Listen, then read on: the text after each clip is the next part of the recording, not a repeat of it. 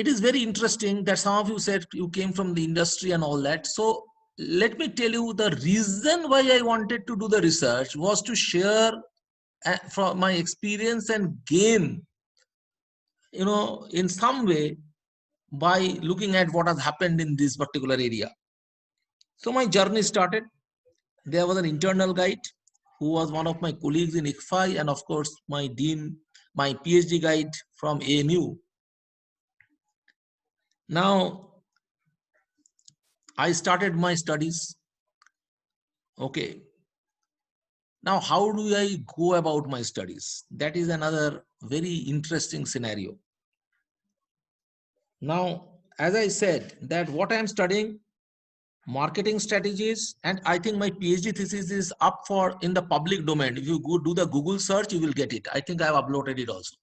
Okay, because there is nothing to hide.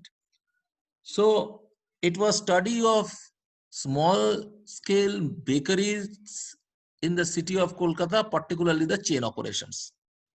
Okay. Now that means I am studying what I am studying I am doing a study of marketing, because that by definition in the topic I am saying a study of marketing strategies of small scale bakeries of Kolkata. So I am not doing the financial study. I am doing marketing study of marketing strategy. Very clear. So the scope is defined. Number one, area is marketing, sector is bakery, type of what I call industry is small scale, and geographically it is Kolkata.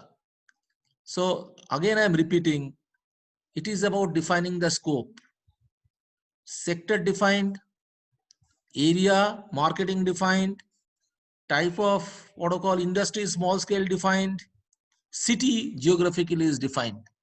So the study becomes very, very focused now. Now, some people asked, somebody asked here that do I need a multivariate technique, what I need to do and all that. Now, the question was, I didn't know. And I was, very raw, because my marketing was my MBA knowledge of marketing. And we all know the model of segmentation, targeting, and positioning. So I thought, okay, I understand this part, and positioning is a very important concept. I will base my study on the STP model. So the question here is, as somebody asked here, do you need a model? Yes, if you are going to study something, there must be a model which you need to look at. So the model needs to be built, or you can use an existing model. So it was a very simple model.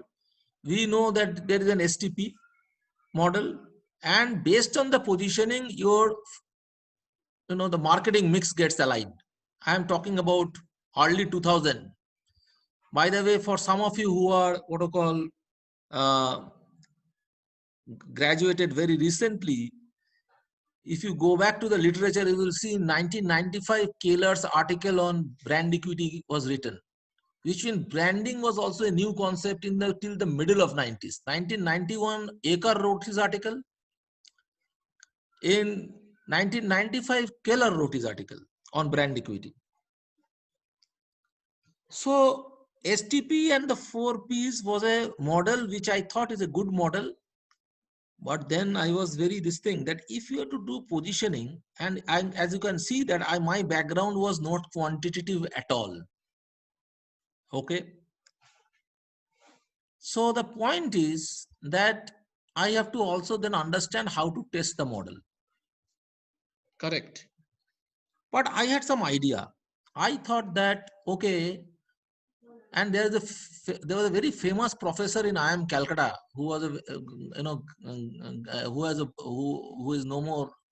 But if you have, if there is one book in marketing which one can refer to for positioning, was a book by Subroto Sengupta, okay, on brand positioning. And there he talks about the perceptual maps. And I was very fond of that book, okay, because he used to come as a visiting professor at ISWBM. I was very fond of that book. I thought, yes. And as a marketeer, I believe that positioning is one of the most important elements of a marketing strategy. And I think that still holds good. Okay. In spite of whatever advancement has happened in marketing, I think if I say that it is always positioning is number one, number two is positioning, and number three is positioning. With that belief, because that was my belief, by the way. But the point is that you have to, when you are a researcher, nobody will take your belief as a belief. You have to find out a way to make others believe what you believe in, which means that your model is your model. So I decided that there has to be STP, there has to be marketing mix, and I will compare the marketing strategies and see whether the strategy is appropriate or not, and what is the impact in terms of their revenue, in terms of their market share, in terms of their impact on their brand equity, and in terms of their profitability. I was extremely fortunate. Okay, some of you may be from Kolkata, maybe also from Bombay. So I was extremely fortunate because once I sold my business, I also became an advisor to a bakery chain in Kolkata called Monjinis. Okay, I think last few weeks back, it's in Calcutta. The company name was Sweets Food, brand was Monjinis. Now it has become Mio Amore, and the person behind it was a gentleman called Arnab Basu, who passed away only some 3-4 weeks back. So there were two gentlemen, Arnab Basu and Mohan Maitro. Okay, and